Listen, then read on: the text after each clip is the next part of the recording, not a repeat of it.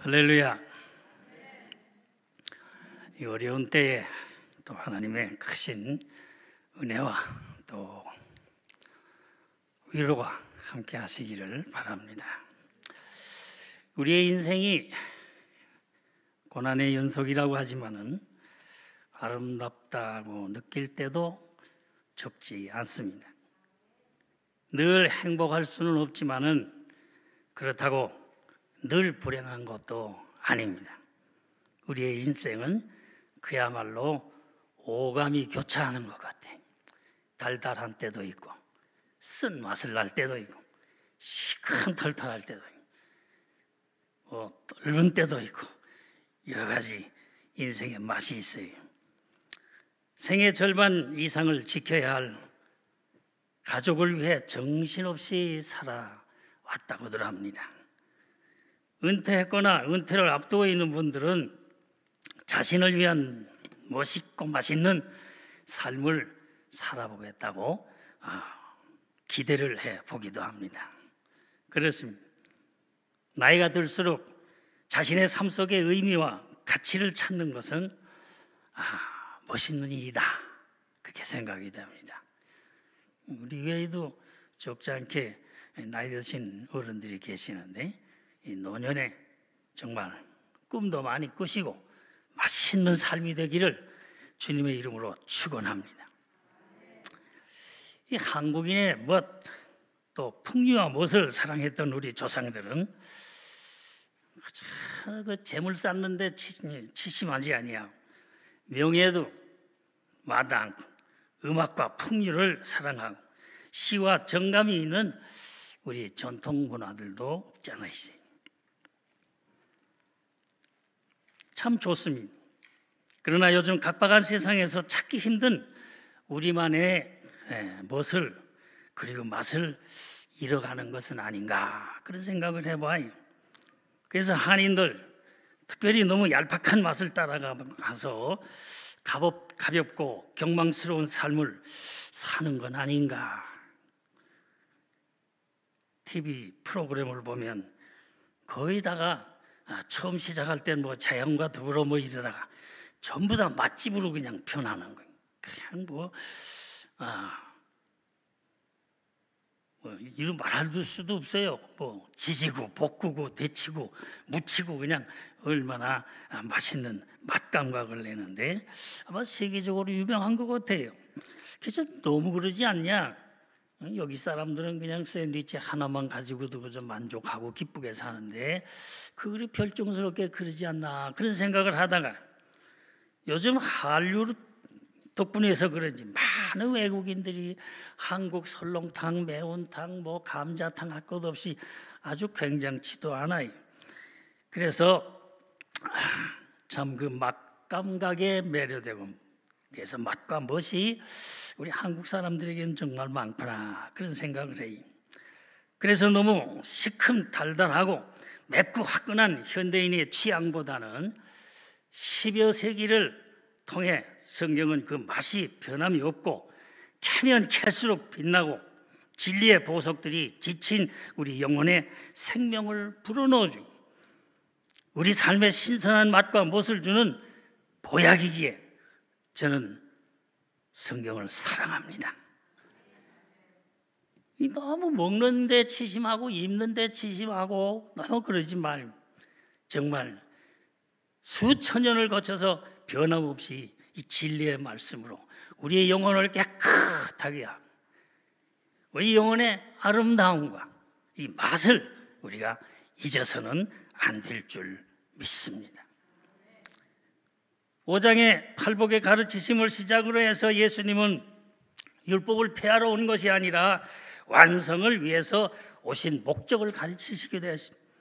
그리고 소금과 이 빛을 강조하셔서 소금이 맛을 잊어버리면 어떻게 되겠느냐 말씀하시며, 또 너희가 열심히 신앙생활 한다 그러지만 서기관과 바리새인보다 낫지 못하면 천국에 들어가지 못할 것이다 라고 지적도 하셨습니다. 율법의 1.1획이라도 세상이 없어지기 전에 다 이루어진다고 강조하시면서 그 율법에 지극히 작은 것 하나라도 다 같이요 행하고 가르치는 사람이, 왜 이렇게 약해요? 가르치는 사람이 천국에서 크다 하시고, 천국에서 크다 하셨습니다. 율법의 세부적인 가르침을 뿐만 아니라 율법에 나오는 살인하지 말라는 말만 아니라 오히려 형제를 향해서 바보, 라가라고 하는 자도 결단코 천국에 들어가지 못할 것이라고 얘기했습니다. 또 유대인 가운데는 고발하는 문제 때문에 여러 가지 예배드리는데 지장이 있었지만 예배드리다가 사과할 일이 있으면 빨리 가서 사과하고 그리고 예배처에서 나오라고 그랬습니다. 너희 손과 눈이 실족하면 차라리 어떻게 해요? 찍어 버리라고까지 말씀했습니다. 그것 없이 천국에 들어가는 것이 더 낫다라고 가르쳐 주셨습니다. 속옷을 달라 하면 뭐도 주라고 그랬어요? 겉옷도 주라고. 오른뺨을 치면 어떻게 해요? 근데 사실 오른손으로 뺨을 쳐야 되면 왼쪽 맞는데 어떻게 오른뺨을 맞는다는 건 왼손잡이가 아마 치는 걸 얘기하는 것 같아요. 예? 그런데 어쨌든 왼뺨까지도 내놓은 형제를 사랑하고 그 귀한 하늘의 아버지가 온전하심처럼 다 같이요 너희도 온전하라. 이거 마태복음 5장 6장 넘으면서 계속 가르침이 있습니다. 구제하는 일이나 기도하는 일이나 외식에 빠지지 말라고 경고하시면서 비판을 금하시며 그 유명한 골든 룰을 가르쳐 주시기도 하시고 많은 무리가 그의 가르침에 심히 놀랐다고 7장은 또 얘기하고 있습니다. 8장에 가서 보니까 예수님 산에서 내려오셔서 나병 환자를 고쳐주셨어요. 백부장이 나와 우리 하인이 중풍병에 걸려 죽게 됐습니다. 선생님 고쳐주시라고. 뿐만 아니라 베드로의 장로의 열병도 고쳐주시고 귀신 들린 자를 고쳐주시고 심지어 그 무서운 풍랑도 말씀 하나로 잔잔케 하셨습니다. 가다라 지방에 군대 귀신 들린 그 귀신 들린 사람 내가 쫓아서 귀신들이 그냥 갈 데가 없어서 저 돼지 떼에라도 들어가게 해달라고. 돼지 떼에 들어가니 그 돼지가 수도 없이 건너 돼지가 몰살하는 그런 모양도 보여주셔요. 8장에는 12년 동안 앓던 혈류증 앓는 여인이 예수님 옷자락을 만지기도 하시고 그래서 났어요 안 났어요? 났단 말이에요. 회당장 야이로의 딸 죽었어요. 우리 딸이 죽었습니다 할 때 죽은 게 아니라 잔다라고 말씀하시며 사람들이 다 죽었는데 어떻게 살아나? 잔다라고 말씀하시며 가셨습니다. 달리 다금 말씀하시니 소녀가 어떻게 일어났던. 모든 도시를 다니시고 모든 마을을 다니시고 회당에서 가르치시고 모든 병과 인생의 약함을 불쌍히 여기시고 고쳐주셨습니다. 그리고 쫓아다니는 모든 무리를 보시고 다 같이요 불쌍히 여기사 불쌍히 여기시면서 하시는 말씀이 추수할 것은 많은데 일꾼을 보내달라고 너희가 기도하라고 말씀하십니다. 할 일이 너무 많다는 거예요. 그래서 결국에는 이 10장에 건너와서는 예수님께서 12제자를 불러 세우는 사건이 일어납니다. 그러시면서 1절에 보니까 더러운 귀신, 모든 병, 모든 약한 것을 고치는 능력을 제자들에게 주셨다 그랬어요. 아멘도 좀 하죠. 주셨다. 여러분, 우리 재직을 세우는데 재직 집사님은 또 오늘 마침 또 금요일날 갑자기 전화가 와가지고 저녁에 막 목사님 이거 좀 하셔야 되겠다 그러시 뭐 제목을 뭘로 하시? 오늘 재직 헌신 예배인 줄은 모르고 나 나름대로 2개, 3개 이렇게 뭘 할까 이러다가 하나 골랐어요. 고른 제목이 뭐예요? 아유, 제일 멋있어요. 근데 보니까 또 오늘 주보를 보니까 또 우리 카톡에 올라온 걸 보니까 오늘 재직 헌신 예배래요. 아야, 그 참 이상하다. 난 모르고 정했는데 하나님이 어떻게 또 맞춰주시는구나. 아멘. 너무 감사해요. 오늘 본문에 예수님은 제자들에게 능력을 주시고 파송하시면서 어떻게 전도해야 하며 파송의 의미가 무엇이고 어떻게 살아야 될 것인지 높은 차원에서 살아가야 할 신앙인의 참 맛과 멋을 구체적으로 가르쳐 주신 것입니다. 여러분, 사람이 채신을 잃어버리고 해야 될 목적을 잊어버리고 자기 일을 게을리하게 되면 다 같이요, 맛이 갔다 그래요. 응? 뭐 교육자를 비롯해서 뭐 우리 모두가 다 마찬가지. 맛이 가면 쓸모가 없는 것이. 그래서 오늘 아무 능력도 없이 이건 뭐 우린 부족하고 아는 것도 없고 오히려 지금 눈치 보고 살기 바쁜데 우리 보고 예수님이 가라 그러시며 제자들에게는 능력을 주셔서 너희가 이제는 거저 받았으니 다 같이 어떻게 해요? 거저 주라 그런단 말이에요. 우리가 그 배경을 모르면 가진 것도 없는데 뭘 거저줘. 그러기 쉬워요. 우리 삶에는 주는 행복이 있어요. 주는 행복이 있는가 하면 받는 행복도 또한 있어요. 우리의 생활하다 보면 용서하는 아름다움도 있습니다. 더 나아가서 다 같이요, 용서받는 멋있는 것도 있고 탕감받는 것도 없지 않아 있단 말이에요. 사랑을 주는 것도 아름다운데 사랑을 받는 것 또한 못지않게 귀하고 아름다운 줄 믿습니다. 저 사람은 사랑이 많아. 참 좋지요. 근데 저 사람은 한다고 해도 왜 이렇게 사랑하는 사람이 많아?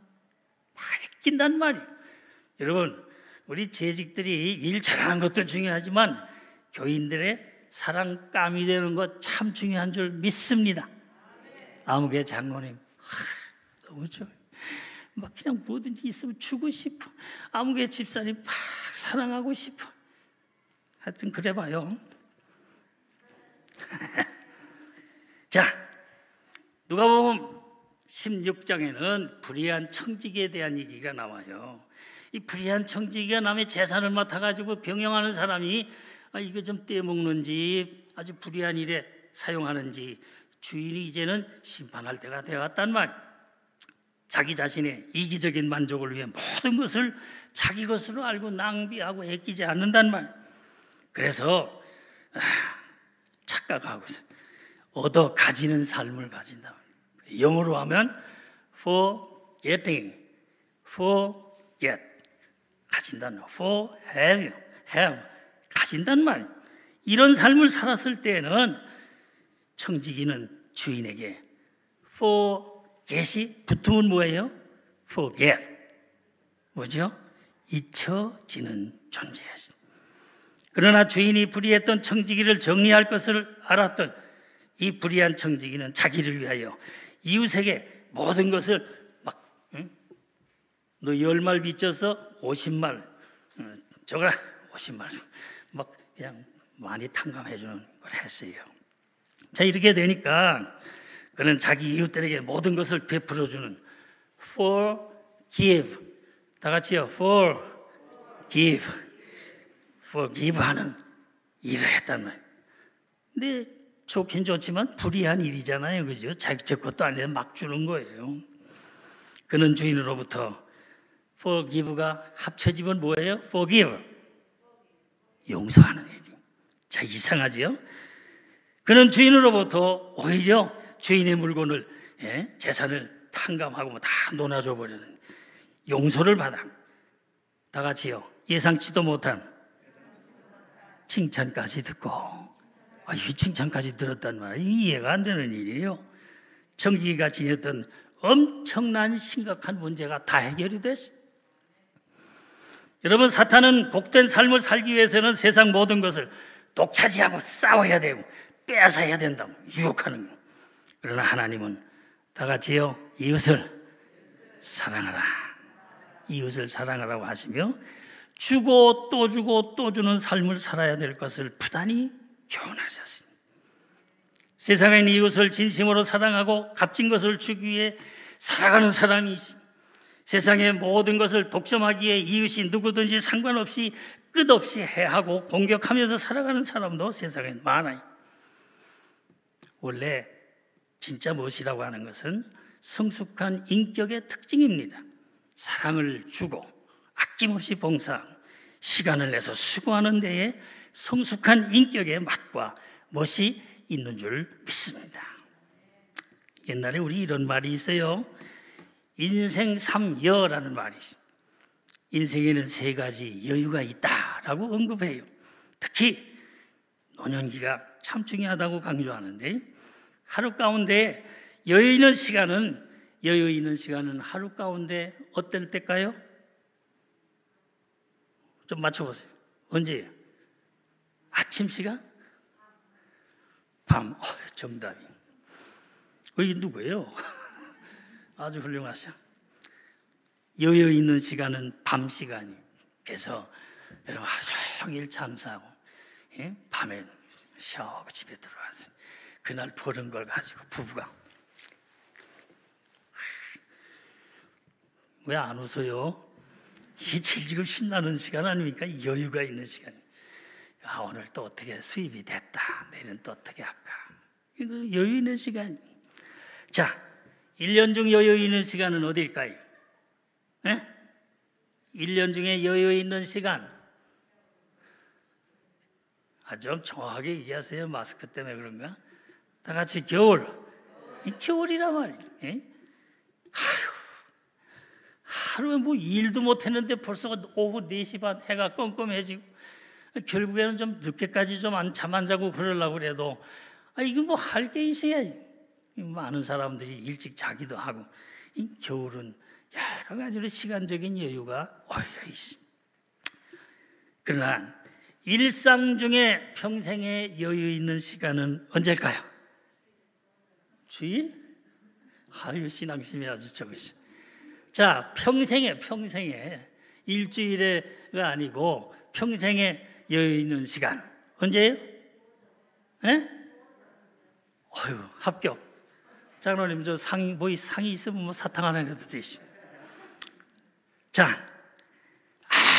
아무리 바쁜 시간이라도 생활이라도 우리에게 여유는 있어요. 시간 없다는 건 다 사실은 핑계예요. 남아 여유 있는 시간을 어떻게 보람 있게 보내고, 어떻게 멋있게 보내고, 어떻게 가치 있게 보낸다는 건 참 중요한 거예요. 그래서 우리 하나님이 인생에 축복을 주셨는데, 인생 3여 언제요? 밤 시간. 언제요? 겨울. 언제요? 노년. 여러분, 오늘 우리가 이렇게 여유 있는 시간들을 보내지만은, 자, 세월이 봄이 가고 여름이 오고 가을이 가고 겨울이 돼. 얼마나 세월이 빠른지 말도 못해. 그래서 사람들이 수년을 같이 살아보다 보니까 누구를 위해서 봉사했는지, 또 나는 아무래도 저 사람한테 이용당한 것 같다, 평생 뼈 빠지게 일했는데 뭐 생긴 게 없다, 뭐 이렇게 쉬워요. 희생만 했다고 하는 것은 사실은 제대로 살아오지 못했다고 하는 초라한 말이지. 왜요? 항상 준다고 하는 것은 즐거움이 있기 때문인 줄 믿습니다. 준다는 것은 거기에는 자유함이 있고, 거기에는 멋이 있고, 봉사의 특권이 있기 때문에 이 일하는 즐거움처럼 귀한 일은 없는 줄 믿습니다. 저는 어떤 재직들 중에는 목사님 사실 교회 생활 다 했지만 이용만 당한 것 같아요. 이러면서 머리를 돌돌돌돌 돌리면서 팽이돌도 타다가 나가버리는 사람이 있어요. 제일 불쌍해. 여러분 같이 모여서 막 희덕거리고 그냥 재밌게 뭘 다 일 시커 해놓고서는 이용당한 것 같다고. 그건 실패자의 말입니다. 좀 더 발전을 시켜서 얘기를 드리려고 그래요. 여러분, 심지어 부부간에도 평생 희생당했다라고 생각하며 푸념하는 분들도 없지 않아 있어요. 그래서 요즘에는 뭐 무슨 혼은 혼인데 무슨 혼이라고 그러더라?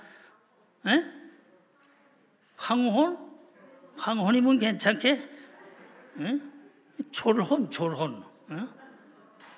뭐 이혼도 뭐 말할 것도 없고, 그러면서 그 아까운 그 인생 삶이여 제일 인생의 평생에 여유 있다는 그 시간을 쌈박지로 보낸다고 하면 그건 정말 인생의 맛을 잃어버린 맛과 멋을 잊어버린 삶이에요.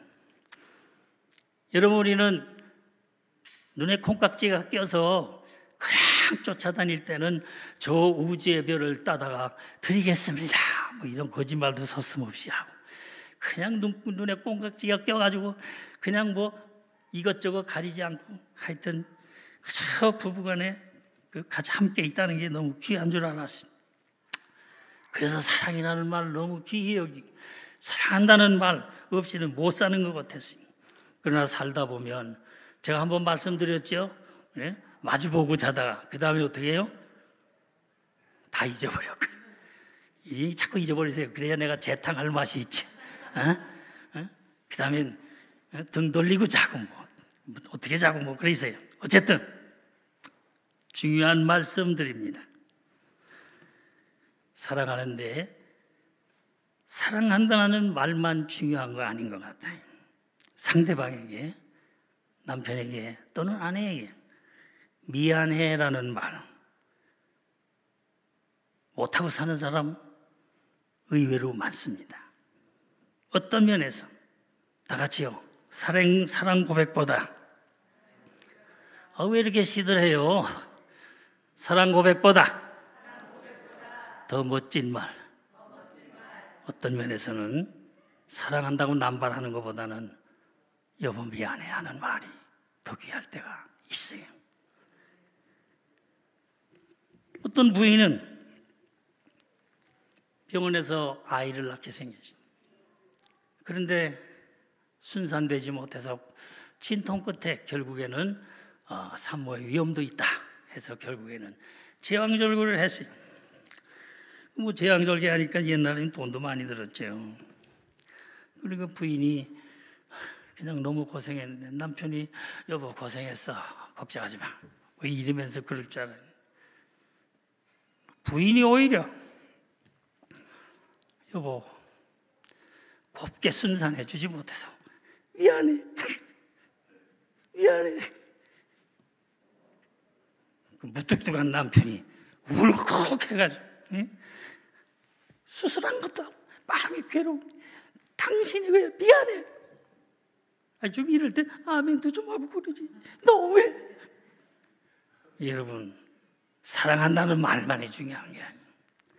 미안한 감정, 진정성이 있는 미안하다는 말, 사랑한다는 말보다 어떤 때는 더 귀한 줄 믿습니다.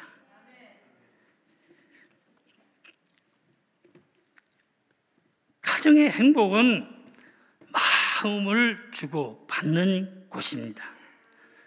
말을 주고받고 돈을 주고받고 재산이 뭐 크네 나네 뭐 이게 중요한 게 아니에요.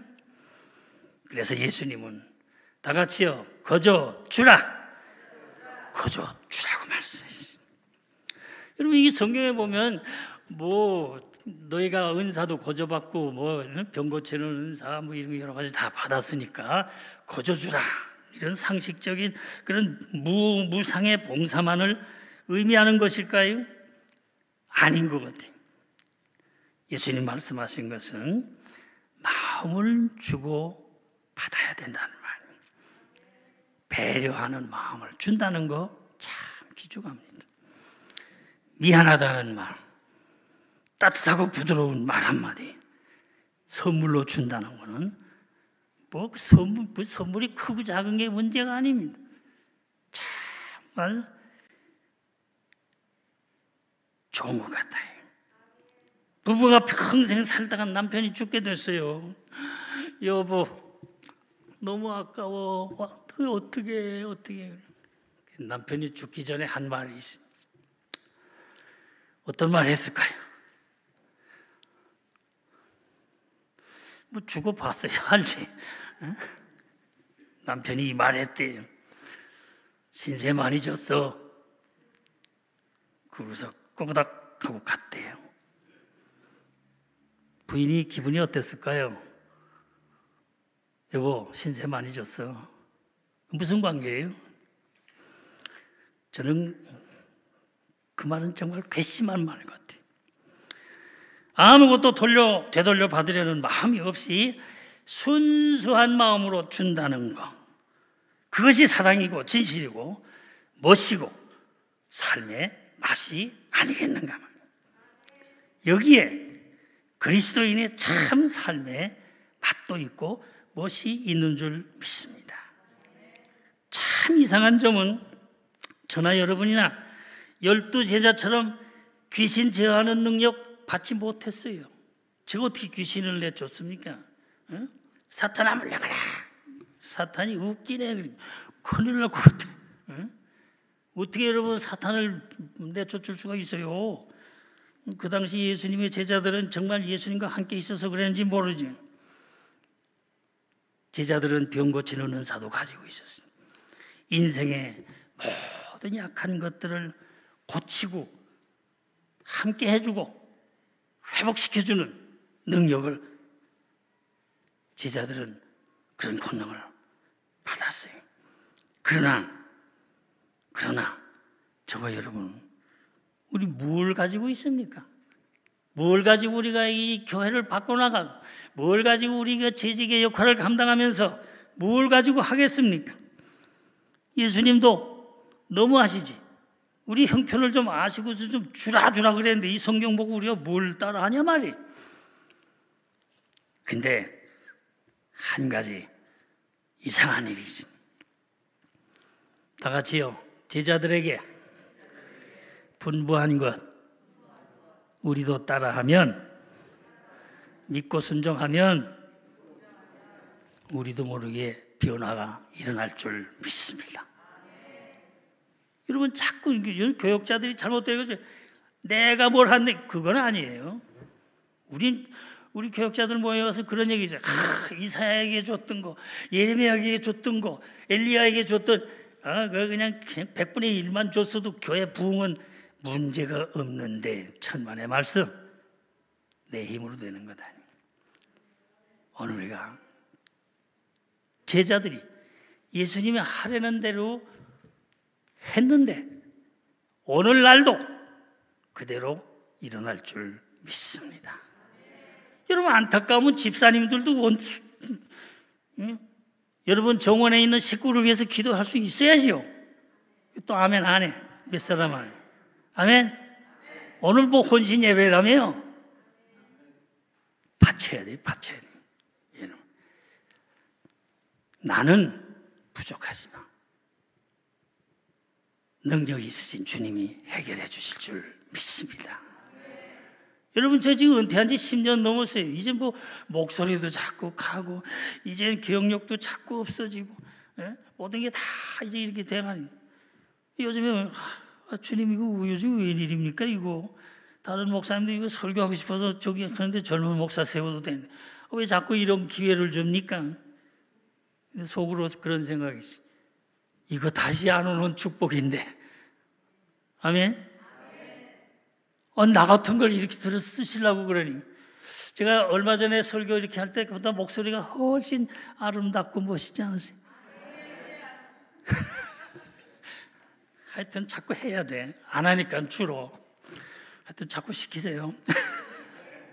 자, 여러분, 아무것도 체험도 없고 예수 믿은 지 얼마 안 됐어요.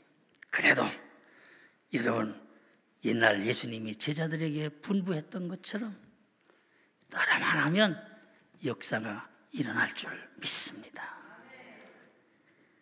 누가 알아주기를 바랄 것도 없습니다. 그저 주님이 명령하신 대로 실천해 보시기를 주님의 이름으로 축원합니다. 새벽 기도 나오라고 해서 나옵니까? 한번 해봐야지. 정원 모임 가봐야지.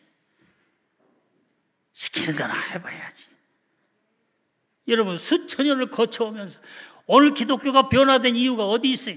예수님 직원도 살아계셔서 성령의 역사가 불일듯 일어나고 있는 걸 봐야 될 줄 믿습니다. 그러니까 예수님께서 하시는 말씀이 다 같이요. 거저 주라. 떡 한 덩이를 줘도 변화가 일어날 줄 믿습니다. 여러분, 말 한마디 하나 배려하고, 예? 집사님, 내 지난번에 혹시 내가 내 생각만 하고 말 좀 잘못한 것 같아. 미안해. 변화가 돼. 변화가 돼. 아멘 좀 하셔도 되는데. 응? 내가 죽은 후에 아무것도 몰라도 좋다는 풍류가 있는 여의 삶, 그것은 정말 마시고 정말 멋있는 삶인 줄 믿습니다. 예수님이 극단적인 가르침을 주었어요. 다 같이 하십시다. 오른손이 하는 일을 왼손이 모르게 하라. 이거 뭐 얼마나 많이 들은 얘기고 다 아는 얘기예요. 예? 그런데 가만 생각해 보면 지나친 말씀 아닌가 말이에요. 온몸뚱이가 다 붙어가지고 신경이 그냥 뭐 번개불처럼 왔다 갔다 하는데 어떻게 오른손이 하는 일을 왼손이 몰라요? 그런데 왼손이 모를 정도로 비밀이 구제하고 봉사하는 말씀인데 그것뿐입니까? 전 여기다가 오늘 좀 덧붙이고 싶어요. 여러분 가슴에 손을 얹고 잘 생각해 보세요. 여러분, 우리는 교회에서는 남한테 다 잘하는 것 같아요. 밖에 나가서는 신사해. 근데 집에만 들어오면 좀 달라요. 아주 가까운 식구에게 사랑 표시하지 않고 사는 사람 너무 많아요. 사랑을 좀 표시하라고 얘기하면 부끄러워해요. 예? 교회 와서 우리가 당신은 사랑받기 위해 뭐요? 근데 그 노래도 낯설어서 하는 사람 많아요. 여러분, TV 프로그램을 보게 되면 가정 얘기가 나와가지고 잠깐 지금 카메라 앞에서 지금 나가고 있으니까 엄마한테, 아버님한테 영상 통화 좀 하시지요. 그러면 그것도 마지 못해서 그냥 얼버무려서 대충 이렇게 얘기하는 모습들을 봤어요. 그런데 특히 아내에게 좀 영상으로 통화를 하라 그러면 아유 그거 개면적이 어떡합니까 이러면서 또 피하려고 좀 그래도 강제로 하라고 그러면 잘하는 사람 못 봤어요. 그래도 그 PD가 자꾸 좀 하라고 그러니까 어색의 극치를 달리는 사람들 많아요. 여러분, 오른손이 하는 거 왼손이 모를 정도로 여러분 다 같이 합시다. 사랑해. 사랑해라는 말은 쉽게 하지. 근데 여보는 좀 크게 하면 안 돼요. 여보. 다 같이 시작. 사랑해. 너무 커.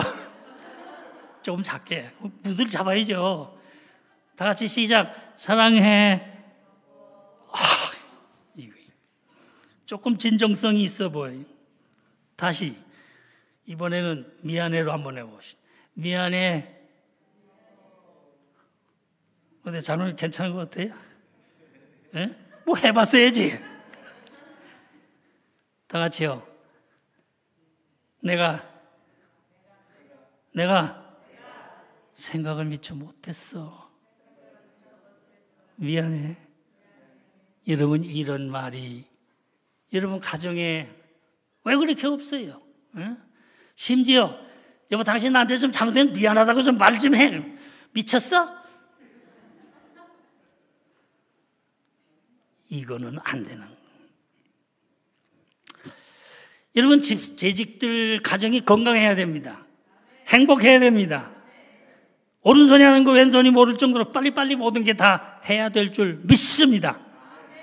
다 같이요. 심지어 질투할 만큼. 안 나온 사람 제일 써 열심히 하네요. 네? 여러분 정말 멋과 맛이 있는 가르침이 아닌가 그런 생각을. 거저 받았다는 것을 잊지 말라는 말씀이 거저 받았으니 거저 주어라. 모든 것이 은혜고 모든 것이 은총입니다. 근데 이렇게 얘기하면 또 그렇지, 예수님 쫓아다니던 제자들이 받았으니 거저지. 여러분 묻습니다. 여러분 손 좀 만들고 싶다고 만들어졌습니까? 대답이 없어. 나나이모에 사는 거 여러분 주님의 은혜입니까? 그저 그렇습니까? 좀 크게 해요. 주님의 은혜고. 막 감격해서. 저 어떤 권사는 아침에 눈만 뜨면 그냥 막 너무 감격해서 나 같은 거 어떻게 여기 와서 사나. 근데 나하고 똑같아요. 저도 그래요. 응? 오늘을 건강하게 살아있다는 자체도 막 너무 감사해요. 예바당에 나오게 되면 막 강대상 이 표 앉은 자리 막 쓰라면서 너무 감사해. 내가 살아있어. Still 뭐요? Still 좀 크게 Still alive. 살았단 말이에요. 응?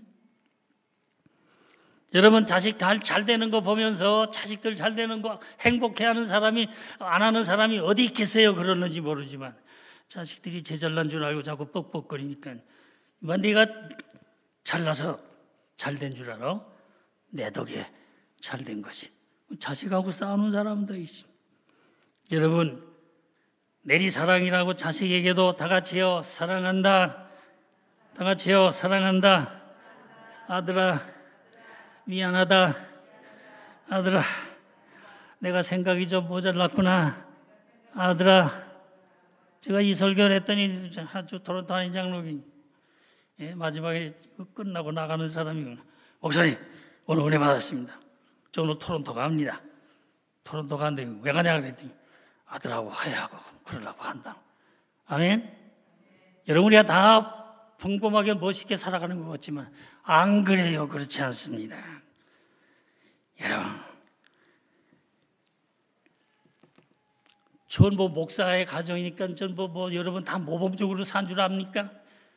목사이기 때문에 교인들의 어항 속에 들어있는 금붕어라고 그래요.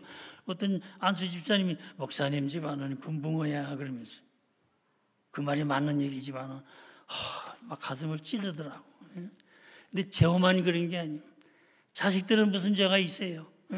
저 목사 아들이 이러니 애들이 스트레스가 얼마나 생기지 몰라요. 또 이 미련 아버지는 또 가끔 모자랐다고 설교할 때 또 뭐 아들 얘기 자꾸 해. 그러니까 애들이 제일 싫어요. 아버지 제발 좀 집안 얘기 좀 하지 마세요. 난 뭐 또 신이 나서 얘기를 했는데 애들은 그게 다 충격이에요. 그리고 목사 아들이라는 거에 대해서 이게 별로 행복해하지 않는 것 같아요. 그럼 또 목사님은 뭐 성미 안 부립니까? 자식들 바로 키워야 된다고 성경 몇 장 몇 절 말하면서 무슨 그냥 경건을 핑계해가지고 냅다 때리지 그냥 하는데 그 자리가 키웠을 리가 없어. 다 장가가고 이제 나이 들어서 자녀 낳고 이게 돼. 제가 카드를 쉬지 않고 보냈습니다. 아빠가 목회하려고 바빠가지고 너희들 잘 덤굴게. 목사들이 그러면 너희들 뭐 밥 굶을 적은 없잖아 이러면서 아주 당당한 것처럼 생각했지만 지나고 보니까 너희들 누구 신방 댕기느라고 13살 아래인데도 그냥 어디 저때 누가 문 두드려도 열지도 말라 그러면서 집에다가 그냥 내버려두고서 그냥 목회한다고 돌아다니겠어. 아이들 교육 잘한 게 아니구나. 얼마나 아이들 교육을 잘하는지 애들. 그래서 카드에다가 좀 몇 자 적었어요. 가만 생각해보니까 아버지가 목사로서 너희들 그래도 목사들이 된 거 감사해라 이런 말 안 나간다. 정말 미안하다.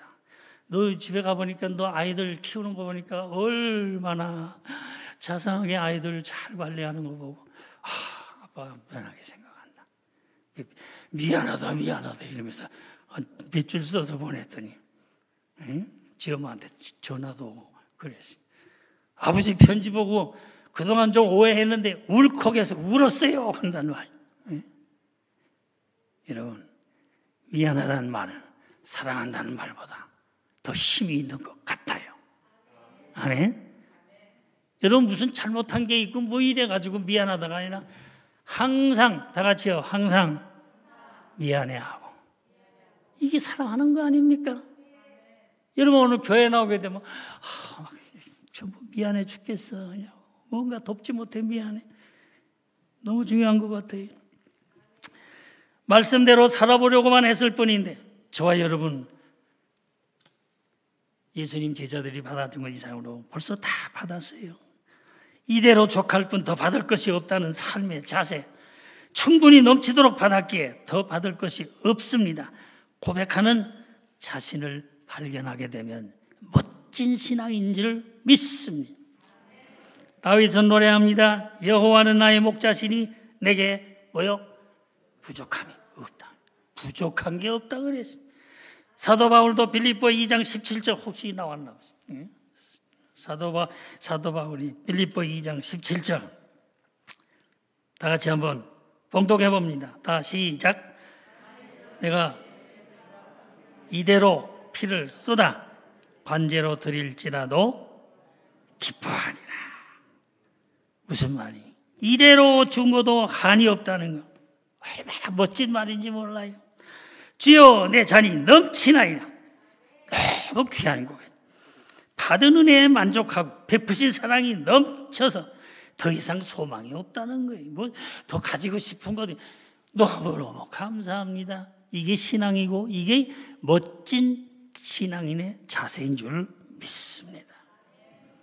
베푸신 은혜와 분에 넘치는 사랑에 감사하는 사람이, 그런 재직이 주님 앞에 신앙의 신선한 목과 맛을 가진 사람. 이 참 설교도 멋있게 하고 맛있게 하려면 좀 짧게 해야 되는데 이제 벌써 몇 시에요 이거. 큰일 났네. 자, 그냥 짧게 할게요. 제자들은 전대, 금, 은, 동 가지지 말고 여행을 위해 두벌옷도 가지지 말라고 그랬어요. 신발이나 지팡이도 가지지 말라고 그랬어요. 이게 무슨 뜻입니까? 요즘 세상에는 굶어 죽기 알맞은 말이 물질에 초연하라는 말씀입니다. 에릭 프롬이 Having or Being이란 책에서 그런 말을 했어요. 다 가지고 있는 게 내 거이 아니라는 거예요. 여러분 집 큰 거 샀어도 처음에 계약하고 키 받고 집에 처음 들어갈 때 이거 내 거야. 그런데 그 순간만 자기 집이래. 그 다음 다 내 거 아니라는 거예요. 여러분 제가 좀 막 생략하고 좀 나가면 예수님 전도할 때 어느 집에 가서 합당한 사람을 만나거든 그 동네에서 떠날 때까지 그 집을 머물지 말고 가지도 말라고 그랬어요. 저는 이 말을 굉장히 해석하기가 어려웠습니다. 사도들이 전도하는 것이 목적입니다. 그러므로 감정과 인정에 끌려다니지 말라는 말이 사연이 많으면 안 된다는 얘기. 80년대 초에 외국 바이어들이 우리나라에 많이 왔어요. 그래서 저는 그 압구정동에 우리 교구가 돼가지고 대신방을 하게 됐는데 거기 젊은 사람이 그 압구정동에 그 아파트 비싼 아파트에 거기서 아주 그냥 평수도 꽤 넓더라고요. 거기서 이거 아버지가 사줬나? 아니요. 그러면 저 처덕을 입었나? 아니요. 그래서 더 눈이 목사님 왜 이래? 그러는 표정이 어떻게 된 거냐? 그랬더니 아주 대기업에 들어갔다가요. 뭐 조금 좀 이렇게 좀 하다 보니까 또 좀 맞질 않아가지고 독립해서 나왔습니다. 그래? 이건 뭐 하는데? 외국 바이어들이 자기가 또 낸 회사 이름을 통해서 바이어들이 찾아오는데 별의별 걸 다 만들어 달라고 그러는데 뭐 운동화도 이렇게 이쁜 거 뭐 이런 모양을 가지고 또 모자 야구 방명이 뭐 할 것 없이 뭐 다 와서 해달라고 그래. 그런데 우리 사업은 참 중요합니다. 그 뭔데 비결이 뭔데? 약속된 날을 어기면 고객이 가차없이 끊긴다. 아무리 그 만들어 오는 사람이 빨리 만들어도 이틀 3일 동안 걸리는데 그걸 만들어 가지고 그 가져오는데 조금 늦었대요. 그 일해주는 사람이. 그래 과정을 설명하고 사정하고 사연이 아무리 해도 안 먹히는 거예요. 그래 그때 자기는 생각해. 하여튼 이 사람들이 얘기했다 그러면 그냥 무조건 그 이튿날 물건 만들어 놓는 거예요. 뭐 조그만 저 100일 된 아이 운동화 같은 것도 그냥 딱 얘기하면 그 이튿날 만나자고 그래서 주면은 그냥 깜짝 놀랐는데 20일 시간 여유를 주고 좀 서울서 지내려고 그랬는데 벌써 만들어 왔단 말이에요. 그러니까 그 고객은 안 떨어지는 거예요. 여러분 이 얘기를 왜 합니까? 여러분 주차 티켓을 받아본 적이 있죠. 스피드 위반 티켓을 받아본 적이 있죠. 이 나라는 여러 민족이 와 살고 있습니다. 근데 스피드 티켓을 받아가지고 그 다음 행동이 어떤가? 금방 벌금 내는 사람 한국 사람 뿐이래요. 다 민족 하다가 법원에 가기도 하고 나중에 정 안 내면은 면허증 갱신할 때 전부 다 물어야 되는 거죠. 네? 한국 사람들 성격이 급해가지고 그냥 70불짜리 170불짜리 무조건 아유 골치 아파 무거워 죽겠어 한데. 자, 이 롤을 잘 지키는 백성 한국 사람이 아닌가 그런 생각해요. 여러분 교회에도 마땅한 질서가 아주 중요합니다. 총회법도 있고 노회법도 있고 더군다나 교회마다 내규가 조금씩 다 달라요. 왜? 그 교회의 분위기에 따라서 교회 안에서 지켜야 될 이런 질서가 있습니다. 그런데 교통딱지는 그냥 받자마자 그냥 급해서 갚아치우면서 오늘 우리는 그 결론보다는 과정을 중시하는 경향이 많아요. 그래서 신학교에서는 하도 문제가 되니까 컨플릭트 매니지먼트라는 과목이 있습니다. 경영의 원칙이 자세하고 튼튼할수록 교회 안에 갈등이 많이 줄어든다고 그래요.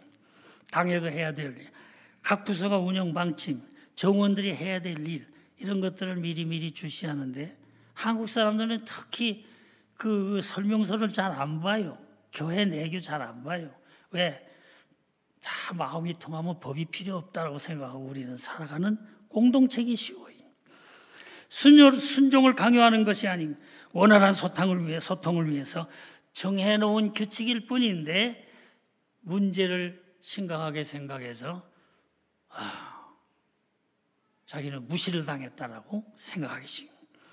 자세하고 원활한 규칙, 모두가 힘을 얻고 일에 참여할수록 기쁨과 감사가 넘쳐야 될 테니 여러분 주님 전도하는 일, 복음 사업하는 일, 오늘 이 교회가 건강하게 되는 일에는 인정 따르지 말아야 될 줄 믿습니다. 지직해서 무슨 말 한마디 했는데 상대방이 무시했다고 떠나버리는 사람 많아요. 오늘 우리가 그래가지고 주의 일을 제대로 감당할 수가 없습니다. 딱지 먹었으면 벌금 내야죠. 예? 그런 건 잘하고 교통순경한테 한마디 말도 못하면서 여러분 오늘 우리는 너무 내 사연을 많이 내놓고 교회가 나하고 안 맞는다고 그러고 이래서는 안 된다. 길게 할 수 없습니다. 여러분 한 가지 더 마태복음 10장 12절을 보니까 어디 가든지 그 집안의 평안을 빌라 그랬어요. 축복을 비는 것처럼 귀한 일 없습니다. 사람 가리지 말고 누구를 만나든지 복을 빌고 평안을 빌게 되기를 주님의 이름으로 축원합니다. 여러분 우린 습관적으로 결혼식은 누구를 위한 일이에요? 신랑 신부가 그날은 굉장히 주인공이에요. 영화배우보다 더 중요한 거예요 그 시간은. 그런데 신부 입장하는데 보니까 아이고 우리 은혜누리보다 좀 못하네 그래. 신랑이 싹 들어오는데 뭐 준수하게 잘생겼어요. 에휴 저 사람 뭐 좀 그러네. 그런 말 하지 마. 고시 합격한 사람이야. 개천에서 영락만. 그래 되겠습니까? 혼인날의 주인공은 누구요?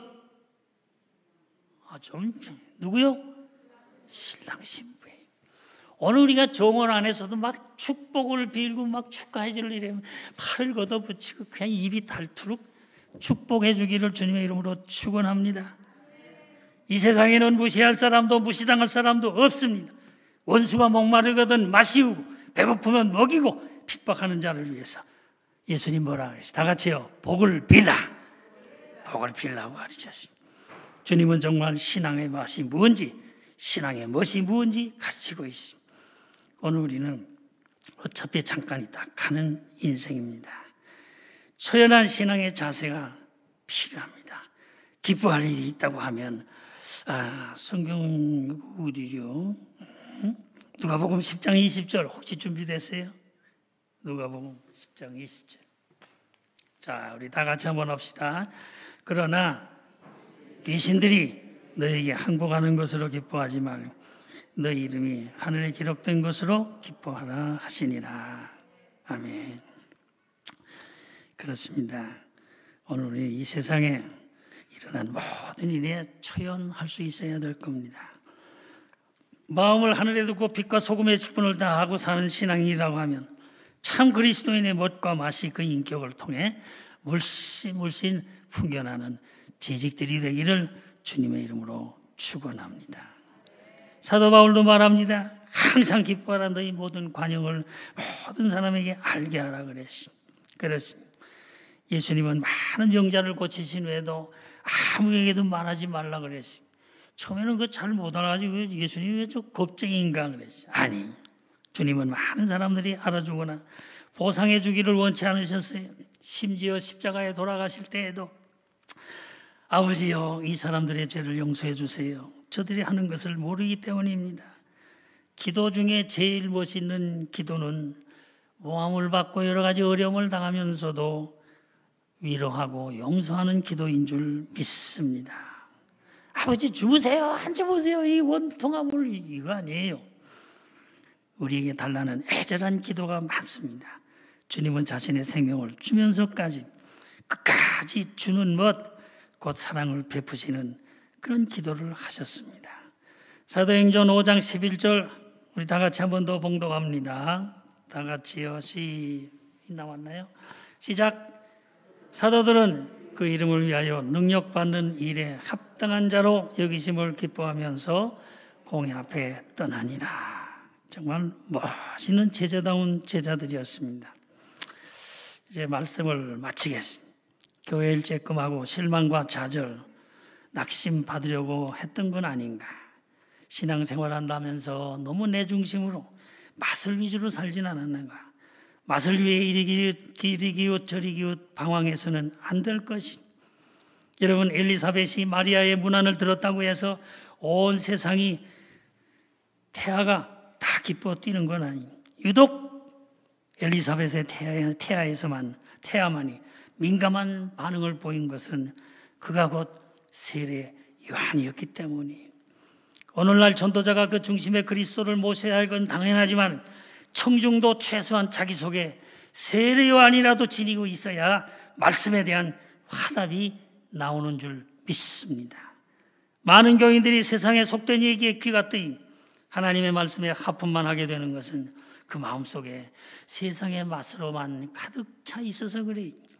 성령의 세례는 고사하고 요한의 세례도 제대로 체험하지 못한 사람은 고작 찾는 것이 이적이 아니면 지식에 만족하기 쉬워요. 여기에 장단 맞춰 값싼 신비나 옅은 지식을 마구 팔며 돌아다니는 이 장돌뱅이 같은 사람들 때문에 십자가의 복음만을 전해야만 하는 진정한 전도자들은 정말 옛날 고린도에서의 바울처럼 고전을 겪고 있는 형편이. 받으려는 자는 있지만은 올바르게 전해주는 자가 없거나 주려는 자는 있으나 바로 받는 자가 없는 것은 둘 다 불행한 일입니다.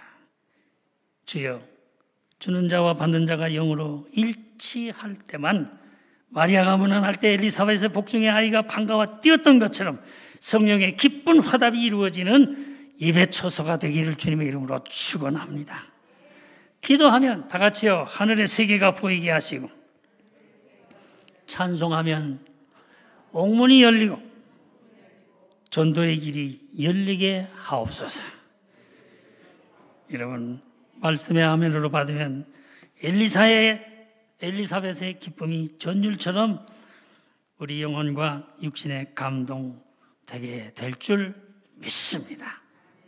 멋있는 맛있는 재직들이 되기를 주님의 이름으로 축원합니다. 기도하십시오.